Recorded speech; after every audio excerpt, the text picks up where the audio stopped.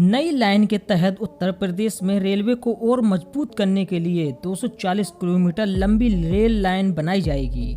इस परियोजना के तहत कई जिलों को जोड़ा जाएगा, जो न केवल परिवहन की सुविधा प्रदान करेंगे बल्कि आर्थिक गतिविधियों को भी बढ़ावा देंगे। सरकार ने आने वाले वर्षों में इस परियोजना को पूरा करने के लिए खुद को एक उद्देश्य के रूप में निर्धारित किया है और इसके लिए सर्वेक्षण और योजना का प्रारंभिक कार्य भी शुरू किया है।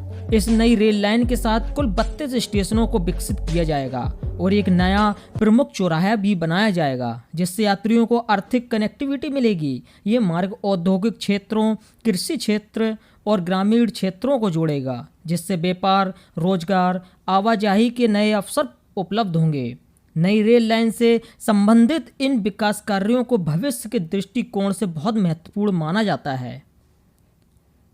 ये नई रेलवे लाइन उत्तर प्रदेश के कई महत्वपूर्ण और अविकसित जिलों से होकर गुजरेगी। इन जिलों में प्रयागराज, फतेहपुर, चित्रकूट, बांदा, कौशाम्बी और हमीरपुर शामिल हैं। लाइन को इस तरह से डिजाइन किया गया है कि यह आसानी से मौजूदा नेटवर्क से जुड़ सके और भविष्य में किसी भी प्रकार के विस्तार के लिए जगह भी छोड़ सके।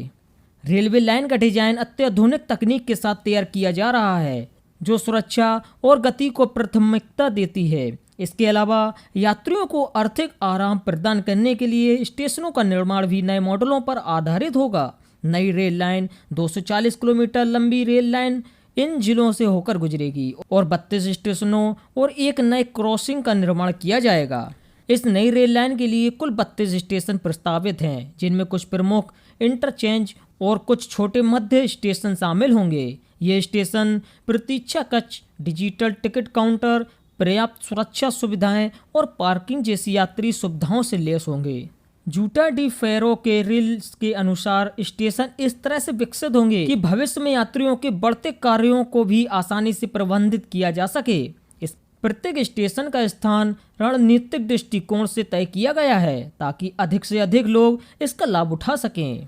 प्रस्तावित मार्ग पर एक नया चौराहा भी बनाया जाएगा, जो पूरे नेटवर्क का केंद्र बिंदु होगा। ये चौराहा यात्री और माल यातायात के लिए एक महत्वपूर्ण केंद्र के रूप में काम करेगा। इससे न केवल रेल यातायात में सुधार होगा, बल्कि अन्य मार्गों के साथ संपर्क में भी तेजी से आएगी। इस क्रॉसिंग के निर्माण से आसपास के क्षेत्रों का तेजी से शहरीकरण और औद्योगिकीकरण संभव होगा। ये स्थानीय लोगों के लिए रोजगार के नए अवसर प्रदान करेगा और यात्रा के समय को भी नाटकीय रूप से कम करेगा। रेल मंत्रालय ने इस नई रेल लाइन परियोजना को 3 से 4 वर्षों में पूरा करने का लक्ष्य रखा है। निर्माण कार्य को चरणों से विभाजित किया जाएगा, जिसमें पहले भूमि अधिग्रहण प्रक्रिया और पर्यावरण प्राधिकरण पूरा किया जाएगा।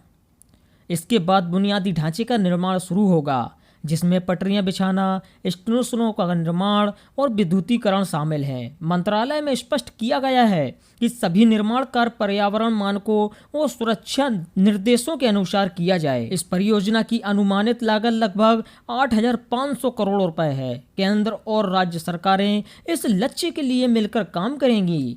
इसके अलावा पीपीपी सार्वजनिक निजी भागीदारी मॉडल का उपयोग कुछ क्षेत्रों में भी किया जा सकता है। सरकार का इरादा है कि ये परियोजना न केवल रेलवे का विस्तार करेगी, बल्कि उस क्षेत्र की सामाजिक आर्थिक स्थिति को भी बदलेगी। पूरी प्रक्रिया पारदर्शी और चरणों में की जाएगी।